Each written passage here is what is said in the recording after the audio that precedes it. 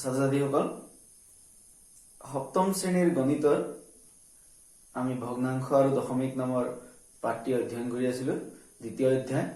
ইয়াৰ আগৰ ভিডিঅ'টোত আমি ভগ্নাংশৰ পূৰণ কেনেকৈ কৰে তাৰ বিষয়ে আলোচনা কৰিছো আহাচোন আজি তাৰ পিছৰখিনি আলোচনা কৰো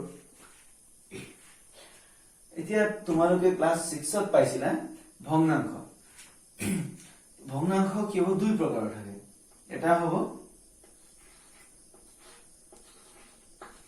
প্রকৃত ভগ্নাংশ আনটো হব অপ্রকৃত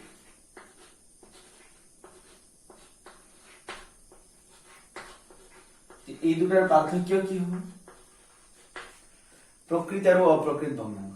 এতিয়া প্রকৃত ভগ্নাংশ কি হয়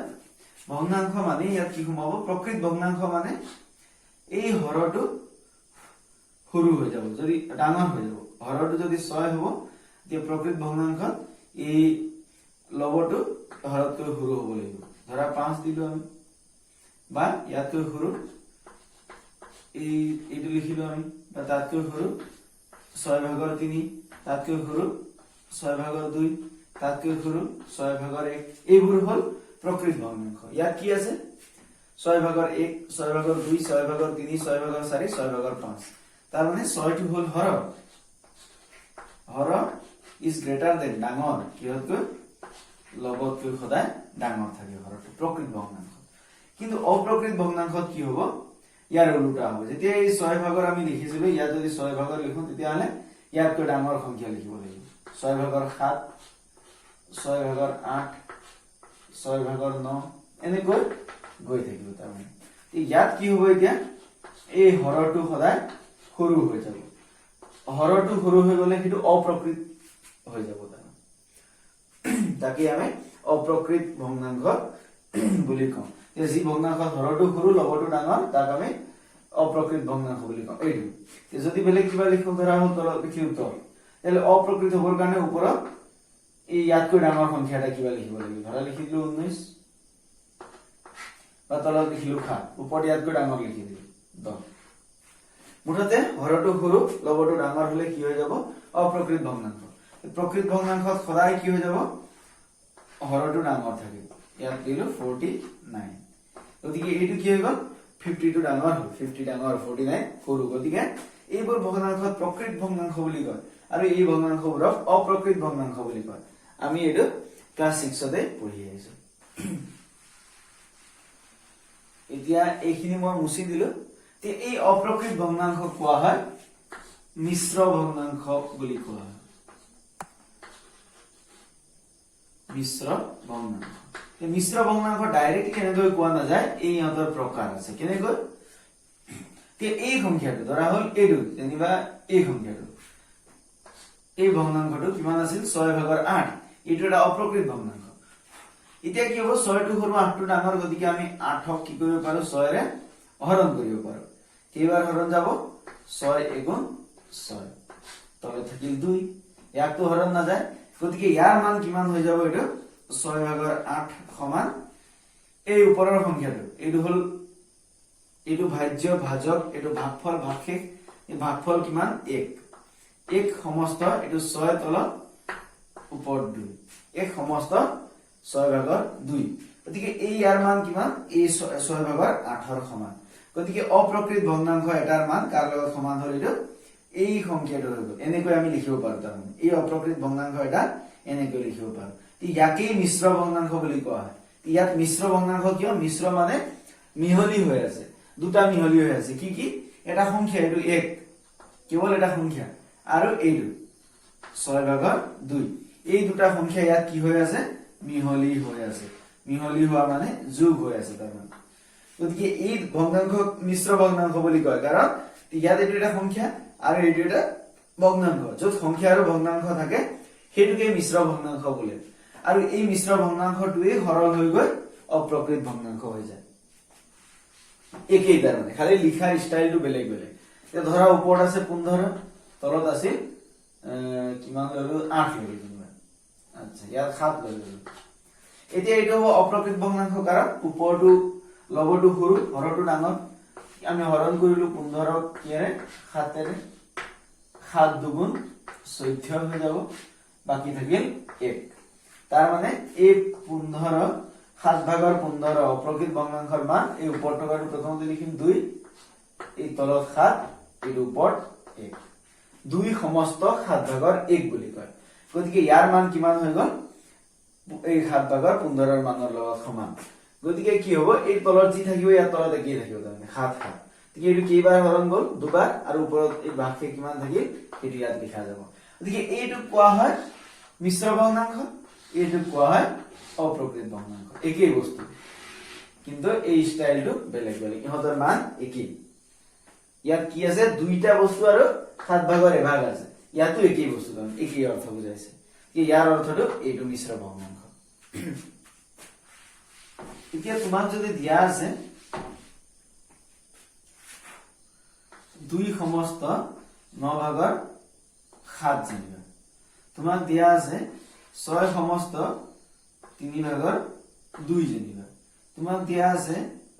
10 সমস্ত 2 ভাগৰ 1 জানিবা ইহঁতক আমি এই অপ্ৰকৃত ভগ্নাংশলৈ নিব পাৰো কেনেকৈ এই তোমালোকে ক্লাস 6 ত পাইছিলা তলত কি হ'ব এই 9 তলৰ সংখ্যাটো ইয়াত তলত আহি যাব এই 3 টো তলত আহি যাব এই 2 টো তলত আহি যাব ওপৰত কি থাকিব এই 9 টো তলত আহিল ওপৰত কি হ'ব 9 পূৰণ 2 কৰিব লাগিব 9 পূৰণ 2 9 দুগুণ 9 পূৰণ 2 যোগ এইটো পিছৰটো খাম ইয়াতো একেই হ'ব কেনেকুৱা এই তলৰটো লগত এইটো পূৰণ 3 পূৰণ 6 3 পূৰণ 6 এইটো কি হৈ যাব যোগ 2 একে 2 পূৰণ 10 যোগ এইটো 1 ইয়াৰ মান কি হ'ব এতিয়া তলত 9 হৈ গ'ল ওপৰত 9 দুগুণ 18 যোগ এইটো 7 গতিকে 18 7 25 তলত আহিল 9 তলত 3 ওপৰত কি হ'ব 3 6 গুণ 18 যোগ 2 18 যোগ 2 20 তলত 3 এইটো অপ্ৰকৃত ভগ্নাংশ হ'ব তলত এইটো 2 ওপৰত 2 10 গুণ 20 যোগ এইটো 20 2 21 20 21 তলত 2 অপ্ৰকৃত ভগ্নাংশ গতিকে এইবোৰ হল মিশ্ৰ ভগ্নাংশ আৰু অপ্ৰকৃত ভগ্নাংশ কেনেকৈ আমি ভাগ কৰিম সেইটো এটা ইয়াত বেলেগ কথা নাই কি এতিয়া তোমাক যদি দিয়া আছে মান উলিওৱা যেনিবা ইমান পূৰণ এইটো 6 ভাগৰ 1 ইয়াৰ মান বা ইমানৰ 3 ভাগৰ 2 বা ইমানৰ এটি কি হ'ব ধৰা 5 ভাগৰ 2 অংশ তিনটা প্ৰশ্ন এনেকৈ দিয়া তিনটা ধৰণে কিন্তু ইহঁতৰ মান কি হ'ব ইহঁতৰ অৰ্থ একেই হ'ব এই ইয়াত কি হ'ব পূৰণ চিন দিয়া আছে ইয়াত ৰ বুলি লিখা আছে আৰু ইয়াত ৰ ইমানৰ ইমান অংশ একেই তিনটাৰ অৰ্থ একেই গতিকে পূৰণ কৰিলে কি কৰিব লাগিব প্ৰথমতে আমি এই ইয়াৰ মানটো উলিয়াই ল'ব লাগিব এইটো কেনেকৈ উলিয়াম তলত 9 পাতিলো ওপৰত কি হ'ব 9 পূৰণ 2 9 দুগুণ 18 যোগ 7 এইটো হৈ গ'ল ইমান পূৰণ তলত এইটো 6 ওপৰত 1 হৈ গ'ল নিয়মটো সেইটো কি ইয়াৰ মান কি হ'ব এতিয়া ইয়াৰ মান হৈ গ'ল সমান এতিয়া কি কৰা তলত এই 9 হৈ গ'ল ওপৰত যোগ কৰিলো প্ৰথমতে 18 লগত 7 যোগ কৰিলে পাবা 25 পূৰণ ওপৰত 1 তলত 6 সমান কি হৈ যাব এতিয়া তলৰ পূৰণ হ'ব 9 6 গুণ 54 ওপৰত 25 পূৰণ 1 যিকোনো 1 পূৰণ কৰিলে একেই সংখ্যা হ'ব সেইটো উত্তৰ প্ৰথমতে আমি এই ইয়াৰ মানটো উলিয়াব লাগিব একেই ইয়াতো আমি ইয়াৰ মানটো উলিয়াই ল'ব লাগিব ঠিক ইয়াত কি হ'ব এতিয়া তলত 3 থাকিব ওপৰত 6 3 গুণ 18 এটো 6 3 গুণ 18 যোগ 2 ইমানৰ ৰ মানে পূৰণ চি ইয়াত কি হ'ব 3 ভাগৰ 2 হৈ গ'ল একেই নিয়ম তাৰমানে ইয়াত কিমান পালো তলত 54 ওপৰত 25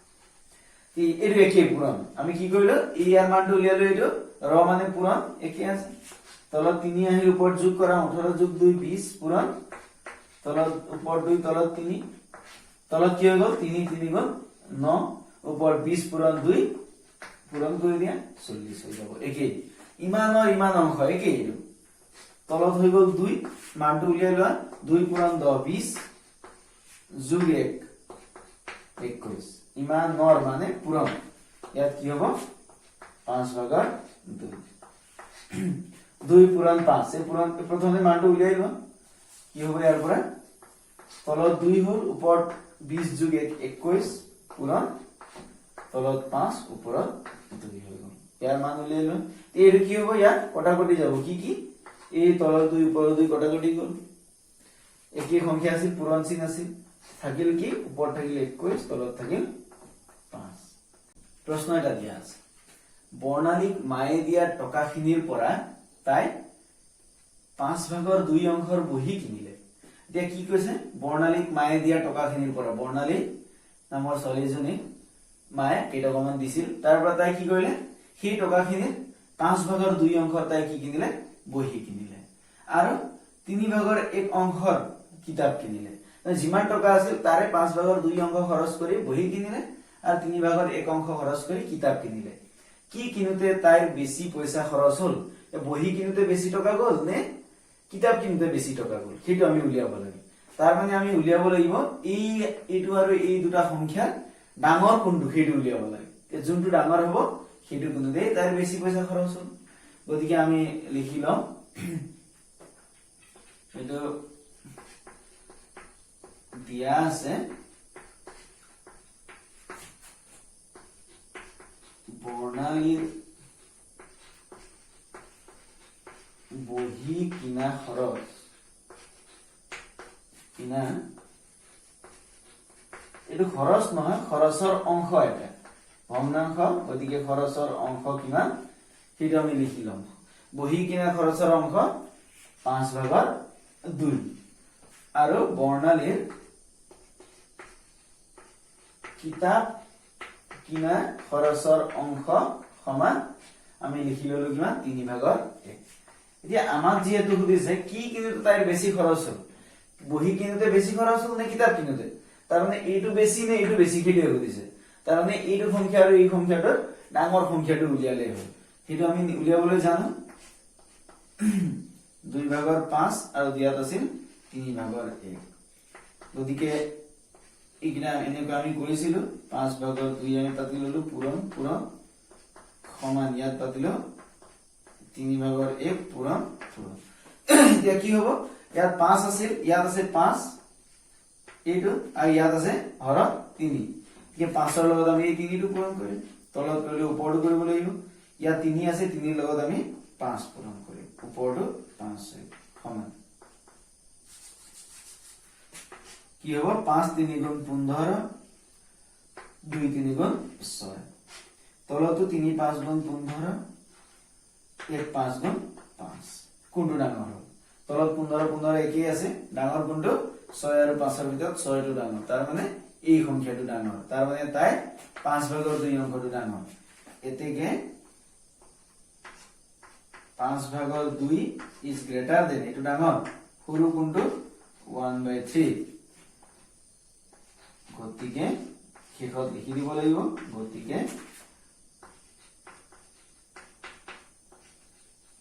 বৰ্ণালীয়ে কোনটো বেছি হল 5 ভাগৰ 2 টো বেছি গতিকে 5 ভাগৰ 2 কত খৰচ কৰিছিল বহি কিনুতে বৰ্ণালীয়ে বহি ইয়াত লিখিলে কি কিনুতে বহি কিনুতে বৰ্ণালীয়ে বহি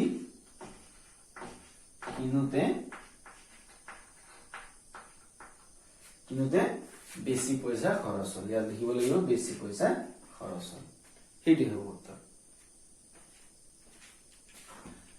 আন এটা প্ৰশ্ন আছে এখন কিতাপত 75টা পাত আছে এখন কিতাপৰ মুঠ পাত কেইটা 75টা তাৰে 6 ভাগৰ 2 অংশ পঢ়ি শেষ কৰিলে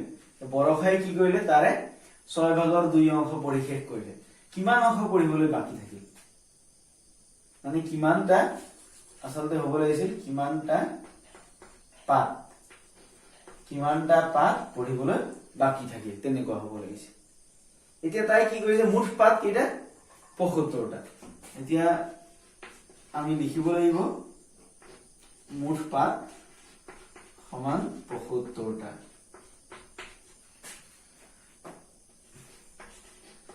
বৰষাই পঢ়া অংশ, এই ভগ্নাংশটো সদায় কি হব, এটা অংশহে হয়, ভগ্নাংশ। গতিকে বৰষাই পঢ়া অংশ ৬/২। এতেকে প্ৰশ্নটো সুধিছে কি বুলি, বৰষাই কিমানটা পাঠ পঢ়িবলৈ বাকি থাকে, পঢ়িলে কিমান, বৰষাই পঢ়া অংশ কিমান ৬/২, মানে কিটা পাঠ পঢ়িলে, বৰষাই পঢ়া পাতৰ সংখ্যা বা পাতৰ পৰিমাণ।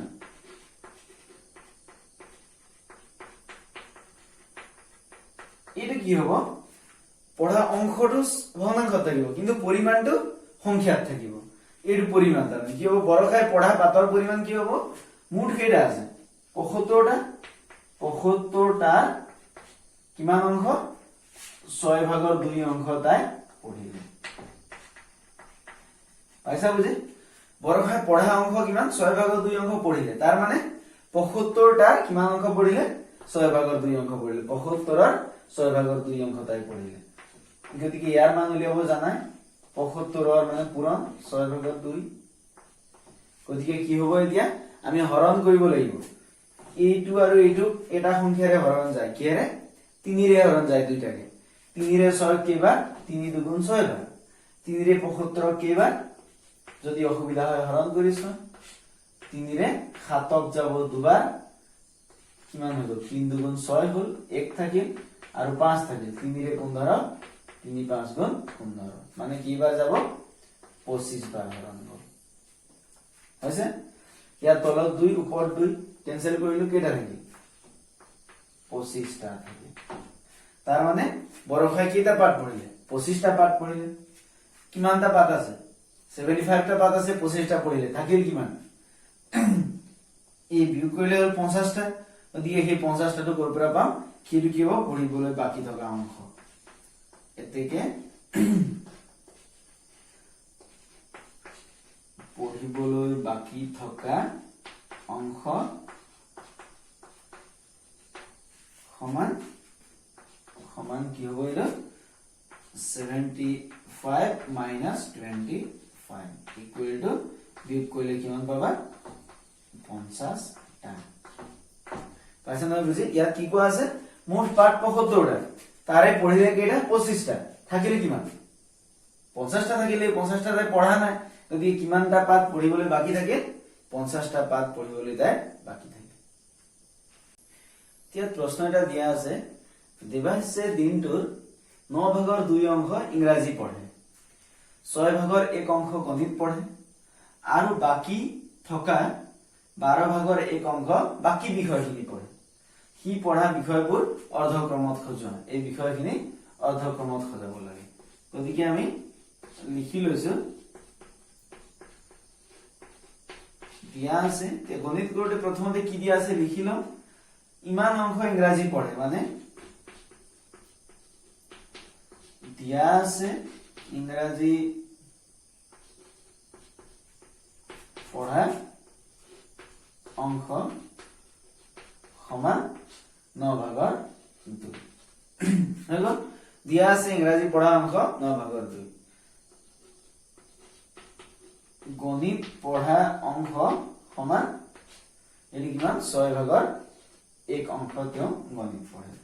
আৰু বাকী বিষয় পঢ়া অংশ সমান কিমান, বাকী বিষয় ১২/১ অংশ তেওঁ বাকী বিষয় পঢ়ে। এতিয়া আমাক সুধিছে সি পঢ়া বিষয়বোৰ অৰ্ধক্ৰমত সজোৱা, তাৰ মানে এই সংখ্যাবোৰক আমি অৰ্ধক্ৰমত সজাব লাগে, সেইটোৱে কথাটো। ইয়াত খালি কেৱল এই তিনিটাক অৰ্ধক্ৰমত সজোৱা বুলি দিয়া নাই, এনেকৈ লিখি দিছে, তাৰমানে কিমান বুজি পাইছা সেইটো চাবলৈ। গতিকে অৰ্ধক্ৰমত সজোৱা নিয়ম তোমালোকে জানাই,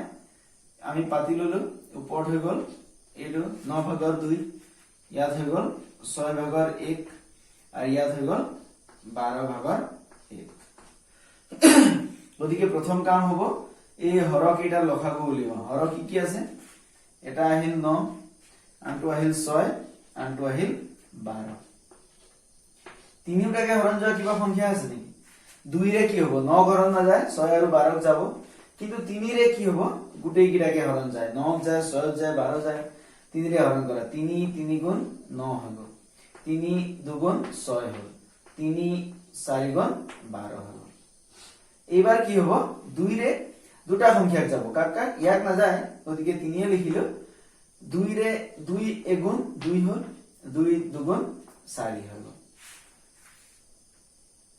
ধৰি পাইছা 3 ৰে হৰণ কৰিলো 3 টাকে যেটো হৰণ যায় 3 3 গুণ 9 3 2 গুণ 6 3 4 গুণ 12 এবাৰ আমি দেখিলো 2 ৰে দুটা সংখ্যা হৰণ যায় দুটাক যোৱা হলে হ'ব 2 আৰু 4 গতিকে 2 এগুণ 2 2 2 গুণ 4 যেটো 3 না যায় 3 এ লিখিলো এতিয়া হৰণ না যায় 3 ৰে এক 3 যাব কিন্তু এই দুটাক না যায় গতিকে আমি নিলিখো তাৰমানে এতিকে লখাগু কিমান হ'ব লখাগু সমান এইটা পূৰণ 3 পূৰণ 2 এইটো 3 পূৰণ 2 পূৰণ 3 এইটো 3 পূৰণ 1 পূৰণ 2 পূৰণ 1 পূৰণ 2 গতিকে কি হ'ব 3 2 গুণ 6 6 3 গুণ 18 পূৰণ 1 2 গুণ 2 18 পূৰণ 2 কৰিলে পাবা 36 তাৰ মানে আমাৰ লখাগু হ'ব 36 গতিকে এই লাইনটো আমি শেষত কিমান বনাব লাগে ইয়াত 36 বনাব লাগে ইয়াত আমি তলত 36 বনাব লাগে ইয়াত এইটো হল ইয়াত আমি তলত 36 বনাব লাগে এইটো হৈ গল আমি তলত ইয়াত 36 বনাব লাগে ইয়াত কিমান আছে 9 ভাগৰ 2 ইয়াত আছে 6 ভাগৰ 1 ইয়াত আছে 12 ভাগৰ 1 এইবিলাক সংখ্যা আছে গতিকে তোমালোকে উলিয়াবলৈ জানাই এইখিনি এই মানখিনি উলিয়াবলৈ জানাই এতিয়া কি হ'ব ইয়াত পূৰণ চিন পূৰণ চিন পূৰণ চিন পূৰণ চিন পূৰণ চিন পূৰণ চিন এবাৰ কি হৈ গল 37 উলিয়াব লাগে 9 4 গুণ 37 তলত 4 হলে ওপৰটো 4 6 6 গুণ 37 6 দিব লাগিব 12 3 গুণ 37 গতিকে 3 দিব লাগিব এতিয়া 9 4 গুণ 37 হলে 2 4 গুণ 6 6 গুণ 37 হলে 1 6 গুণ 6 12 3 গুণ 37 হলে 1 3 গুণ 3 গতিকে কি হৈ গল ডাঙৰ সৰু আমি গম পাই গলো কোনটো ডাঙৰ 37 37 37 এ আছে 8 6 আৰু 3 ডাঙৰটো হল 8 গতিকে এইটো আটাইতকৈ ডাঙৰ আমাক কৈছে কি অৰ্ধক্ৰমত খোজোৱা এতেকে অৰ্ধক্ৰমটো হ'ব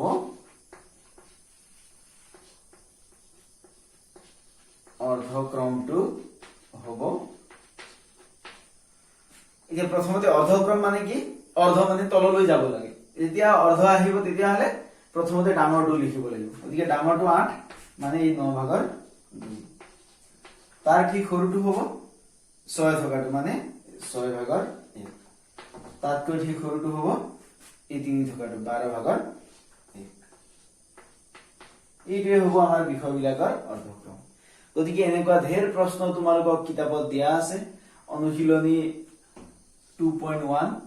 এই অনুশীলনীৰ পৰা অনুশীলনীৰ গুটেইখিনি প্ৰশ্ন তোমালোকে কৰি চাবা ইয়াত এনেকুৱা ধৰণৰ ঢেৰ প্ৰশ্ন দিয়া আছে গতিকে এই প্ৰশ্নখিনি কৰি তোমালোকে মোক দেখুৱাবা